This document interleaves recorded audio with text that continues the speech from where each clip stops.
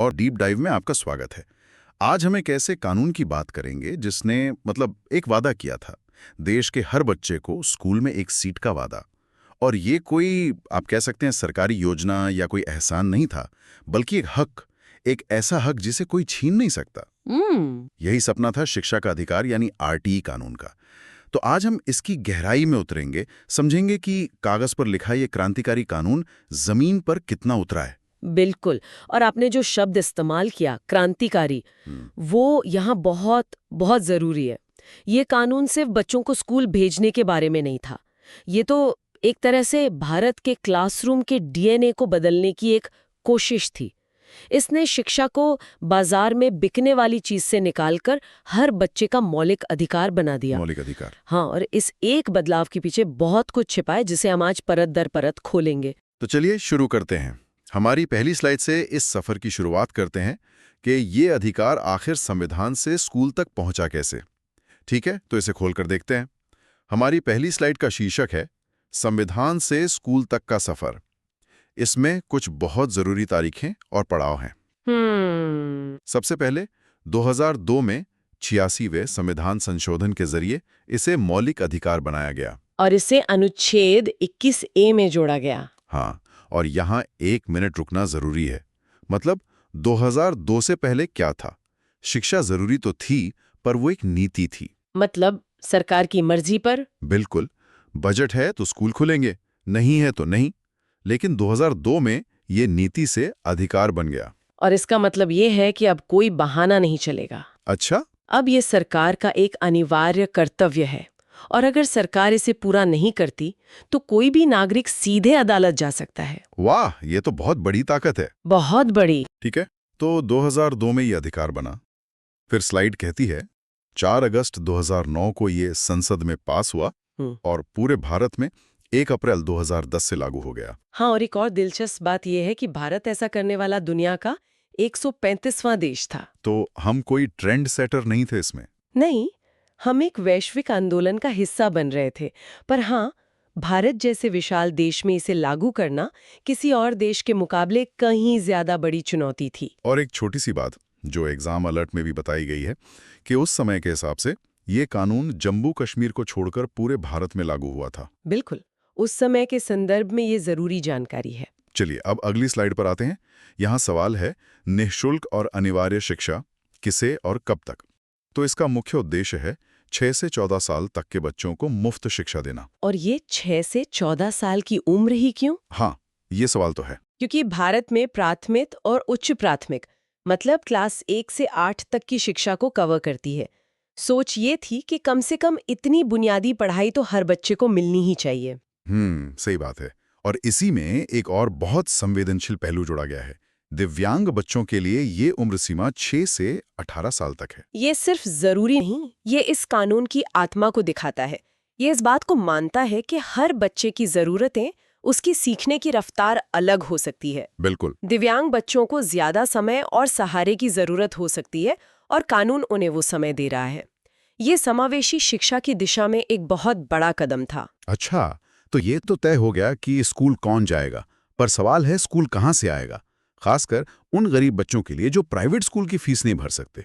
और यहीं पर शायद इस कानून का सबसे चर्चित नियम आता है, वो 25% EWS कोटा। हाँ, आर्थिक रूप से कमजोर वर्ग के लिए प्राइवेट स्कूलों में 25% सीटें आरक्षित हैं। ये कानून का सबसे विवादास्पद लेकिन शायद सबसे क्रांतिकारी हिस्सा भी है। इसका मकसद सिर्फ मुफ्त शिक्षा देना नहीं था, बल्कि अलग-अलग बैकग्राउंड के बच्चों को एक ही क्लासरूम में लाना था। एक सामाजिक प्रयोग की तरह। बिल्कुल। सोच थी कि जब एक अमीर बिजनेसमैन का बच्चा और एक मजदूर का बच्चा एक ही बेंच पर बैठेंगे तो शायद वर्ग भेद की दीवारें कुछ टूटेंगी। लेकिन इसने तो प्राइवेट स्कूलों की दुनिया में हंगामा मचा दिया होगा। मचा दिया था, और वो बहस आज तक चलती है। अच्छा, इसमें एक और बात है, स्कूल की दूरी भी तय की गई है। प्राइमरी स्कूल 1 किलोमीटर के दायरे में और अपर प्राइमरी 3 किलोमीटर के दायरे में होना चाहिए। ये सुनने में बहुत मामूली नियम लगता है ना? हाँ, लगता तो है। पर इसका असर बहुत गहरा है। सोचिए, गांव में अगर स्कूल 5 किलोमीटर दूर हो तो कौन माँ बाप अपनी छोटी बच्ची को भेजेगा? सही बात है। ये नियम ड्रॉप आउट रेट, खासकर लड़कियों के ड्रॉप आउट रेट को कम करने का एक बहुत प्रैक्टिकल तरीका था। तो ठीक है, अब आते हैं अगली स्लाइड पर। बच्चों को स्कूल तक तो ले आए, लेकिन क्लास के अंदर क्या होगा? अब यहाँ बात सच में दिलचस्प हो जाती है जब हम आंकड़ों को देखते हैं। ये स्लाइड शिक्षक छात्र अनुपात के बारे में है, टीचर स्टूडेंट रेशियो। यानी शिक्षा की गुणवत्ता का पहला पैमाना। हाँ। तो प्राइमरी लेवल मतलब क्लास 1 से 5 के लिए 30 बच्चों पर एक शिक्षक, 30:1। और अपर प्राइमरी यानी क्लास 6 से 8 के लिए 35 बच्चों पर एक शिक्षक, 35:1। ये आंकड़े सुनने में तो बहुत अच्छे लगते हैं। बहुत अच्छे, पर जमीनी हकीकत से अक्सर बहुत दूर होते हैं। वही तो, हमारे स्कूलों में तो एक एक क्लास में 60-70 बच्चे होना आम बात है। बिल्कुल। लेकिन इस अनुपात को रखने के पीछे की सोच समझना जरूरी है। जब क्लास छोटी होती है तो टीचर हर बच्चे पर व्यक्तिगत ध्यान दे पाता है, उसकी कमजोरी, उसकी ताकत सब समझ पाता है। बातचीत हो पाती है। हाँ, वरना बड़ी क्लास में पढ़ाई बस एक तरफा भाषण बन के रह जाती है। तो हाँ, ये लक्ष्य भी दूर है, पर लक्ष्य क्या है ये कानून ने साफ कर दिया।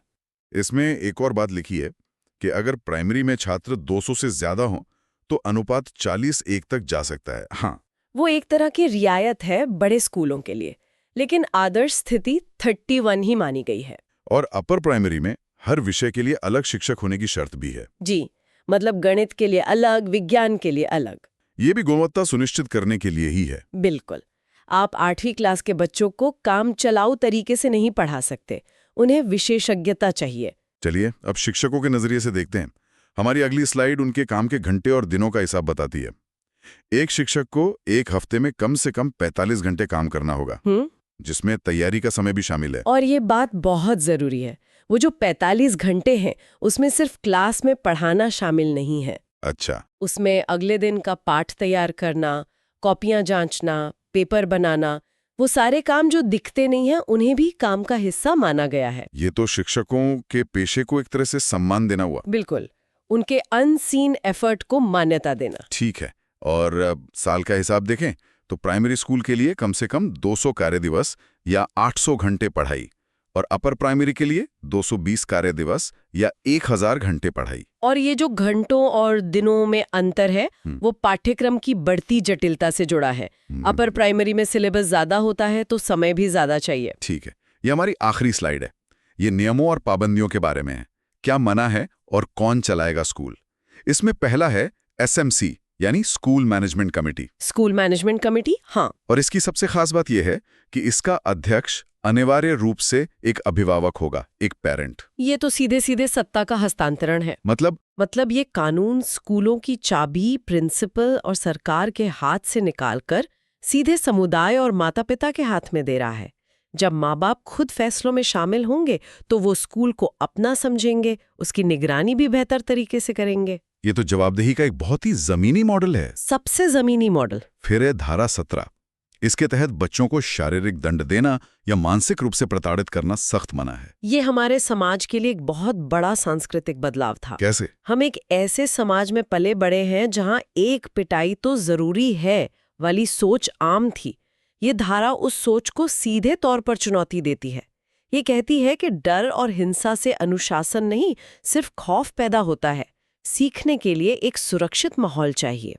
फिर आती है धारा 28 जो कहती है कि कोई भी सरकारी शिक्षक प्राइवेट ट्यूशन नहीं पढ़ा सकता। इसके पीछे एक बहुत कड़वी सच्चाई छिपी थी। वो क्या? कई जगहों पर यह हो रहा था कि शिक्षक स्कूल में ठीक से नहीं पढ़ाते थे ताकि बच्चे उनके प्राइवेट ट्यूशन सेंटर में आने पर मजबूर हो जाएं। अच्छा, ये तो कॉन्फ्लिक्ट ऑफ इंटरेस्ट हुआ। बिल्कुल। धारा 28 ने इस नैतिक भ्रष्टाचार को जड़ से खत्म करने की कोशिश की। संदेश साफ था, आपकी पूरी वफादारी आपके सरकारी स्कूल के बच्चों के लिए है। और आखिरी बात, बिना मान्यता के स्कूल चलाना एक दंडनीय अपराध है। हाँ, ये स्कूलों में शिक्षा की गुणवत्ता को नियंत्रित करने का एक तरीका है। कोई भी बस एक बोर्ड लगाकर स्कूल नहीं खोल सकता।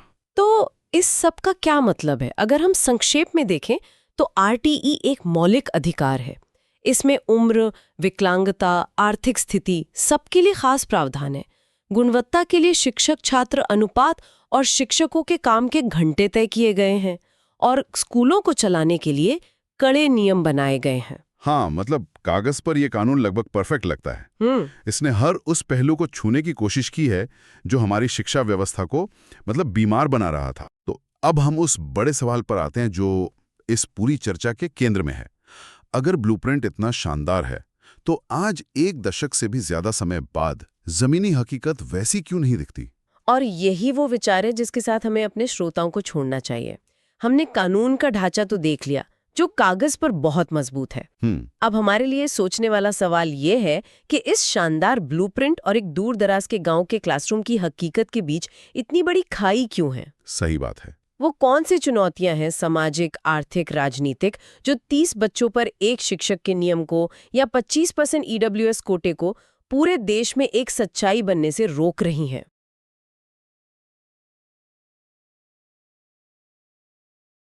कानून तो मौजूद है। कानून मौजूद है, पर क्या वो क्रांति जिस